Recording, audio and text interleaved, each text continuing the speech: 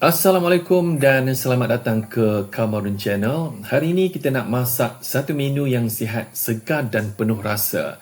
Ikan mabung steam ala Thai. Ikan mabung ni memang jarang disebut, tapi sebenarnya dia sepupu pada ikan kembung dan ikan temenung. Bezanya ikan mabung biasanya lebih besar. Isi dia lebih padat dan berlemak sikit. Sesuai sangat untuk masakan kukus sebab dia tak cepat kering. Kalau ikan kembung tu saiznya sederhana, ikan pelaling pula paling kecil dalam keluarga ni.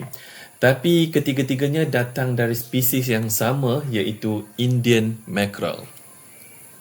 Untuk resipi ni kita guna 3 ekor ikan mabung yang telah dibersihkan. Menu ni bukan je sedap tapi juga kaya dengan khasiat. Ikan mabung ni tinggi dengan protein, omega 3 dan rendah lemak. Bagus untuk jantung, otak dan kesihatan kulit. Bila kita kukus, kita kekalkan nutrien tanpa guna minyak berlebihan. Memang win sangat.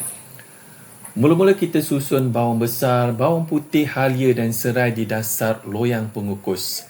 Bahan-bahan ni bukan je bagi aroma tapi juga bantu hilangkan bau hanyir ikan.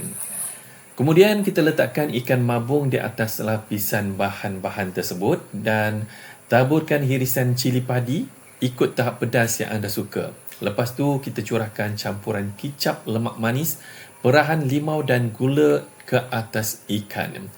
Perapan ini akan meresap masuk dan beri rasa masam manis yang menyegarkan.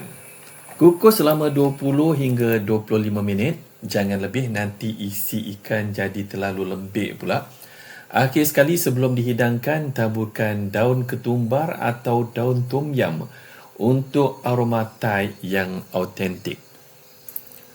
Menu ni sesuai sangat untuk makan tengah hari ataupun makan malam untuk bagi yang ingin menjaga kesihatan dan menurunkan berat badan kerana kita tidak menggunakan walaupun setitis minyak masak. Terima kasih kerana menonton. Kita berjumpa lagi di video yang akan datang. Assalamualaikum.